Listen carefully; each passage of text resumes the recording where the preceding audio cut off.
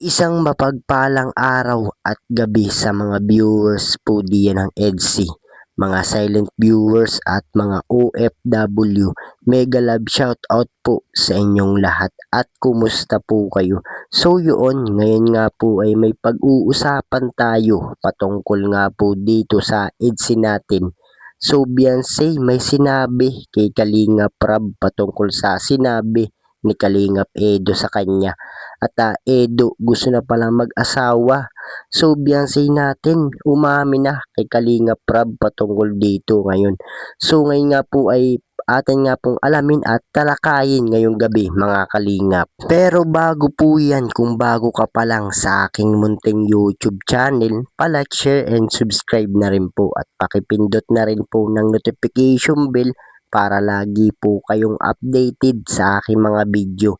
At paalala rin po bago po tayo magbigay ng ating mga opinion at komento, tapusin po muna natin ang kabuuan ng video para alam po natin ang ating i-comment mga kalingap. At lagi ko nga rin pong hiling sa inyo na suportahan po natin ang mag-ama na matubang at alam naman po natin na napakaganda ng pinapakita nila sa atin, mga pagbibigay saya at tulong sa ating mga kababayan, suportahan po natin at imaraton mga kalingap nang sa ganun marami pa po sila matulungan.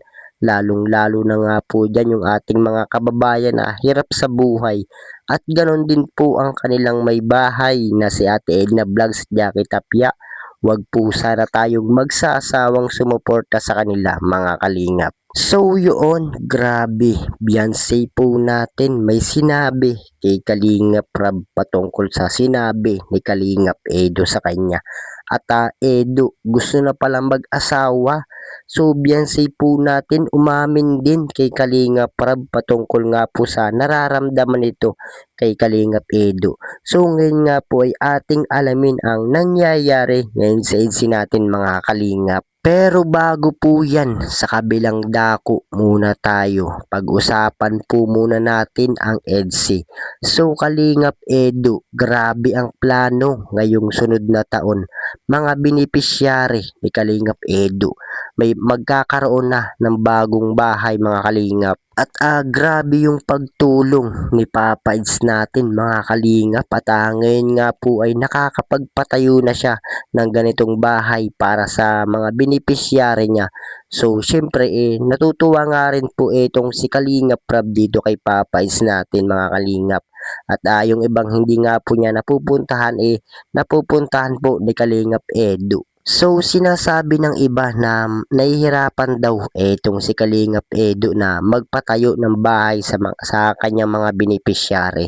So para sa akin mga Kalingap alam naman po natin na nagsisimula pa lamang itong si Kalingap Edo at malay po natin maging kagaya nga rin po siya ni Kalingap Prab, di ba mga Kalingap? At alam naman po natin na andyan si Kalingap Prab na handang umalalay kay Kalingap Edo. So syempre hindi naman po ganun kalaki yung ibibigay ni Kalingap Edo. Kumbaga mga Kalingap siguro uunahin po niya yung talagang yung mga walang matitirahan mga Kalingap. Kaya lagi ko nga rin pong hiling sa inyo na suportahan po natin lagi itong si Papa Eds at alam naman po natin na napakaganda yung hangarin niya na makatulong sa ating mga kababayan at talagang ito nga po yung gustong gusto niya na tumutulong sa may hirap nating mga kababayan mga kalingap. So kayo po, yung mga solid supporters ng EDSI natin dyan, ano po yung masasabi nyo patungkol nga po dito sa pinaplano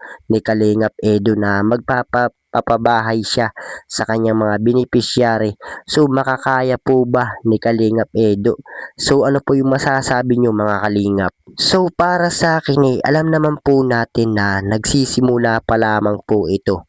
At yun nga lang po mga kalingap, gaya nga po ng sinabi ko sa inyo na kailangan nga lang po yung tulong natin at suporta sa kanya. Nang sa ganun makamit pa nga po niya yung hinahangad niya na makatulong sa mahirap na katulad nga po ng ating ibang mga kababayan dyan. At lalo na nga po ngayon lumalaki na yung kanyang mga tinutulungan at nadadagdagan pa nga po yung kanyang mga beneficiary, di ba? Kaya suportahan po natin mga kalingap at alam din naman naman po natin na talagang pinapakita niya sa atin yung pagsuporta niya sa mga beneficiary niya at yun nga po ay sa suporta natin sa kanya mga kalingap. So yun, balik na nga po tayo dito sa ating topic ngayong gabi. Beyonce may sinabi kay Kalingap Rab patungkol sa sinabi ni Kalingap Edo na gusto na daw pala nitong mag-asawa. At Beyonce po natin umamin din kay Kalingap Rab patungkol sa kanyang nararamdaman kay Kalingap Edo. Rab, laking gulat dito. So sabay-sabay nga po nating alamin at pag-usapan mga kalingap. So Kalingap Rab may bulong sa mga viewers ng EDC. Ito daw si Kalingap Edo nagsabi kay Beyonce na gusto na daw niya mag-asawa.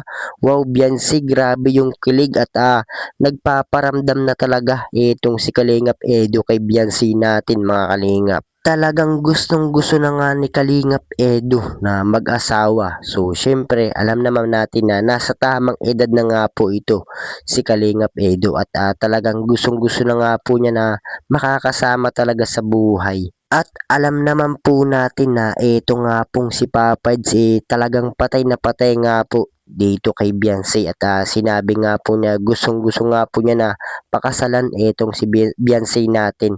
So syempre ganun din naman po itong si Beyonce natin mga kalingap. At gaya nga po ng sinabi noon ni Beyonce kay Kalingap Edo na kung makakapaghintay daw siya at wala daw sana magbabago sa isa't isa.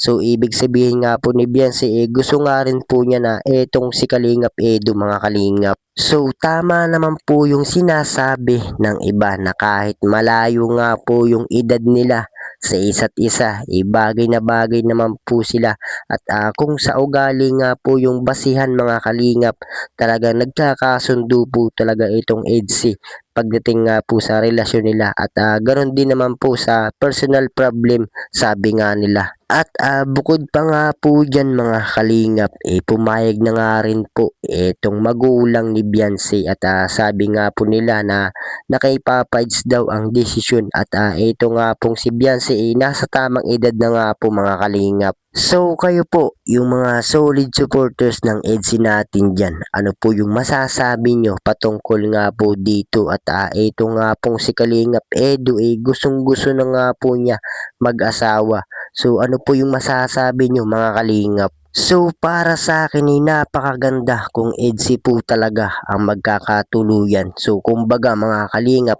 kilalang kilala na nila ang isa't isa. Kung sakali pong magkatuluyan sila at alam naman natin na talagang maalagain nga rin po itong si Papads natin mga kalingap. At sinabi na nga rin po ni Beyonce kay Kalingap Rab na gusto na raw mag-asawa ni Papads at syempre nagulat nga rin po ito si Beyonce patungkol nga po sa sinabi ni Papads sa kanya. So na kay Papads nga po yun kung hanggang saan nga po yung kaya niyang maghintay para kay Beyonce at alam naman po natin na may relasyon na itong EDC at hindi nga lang po nila pinapakita at sinasabi sa atin mga kalingap.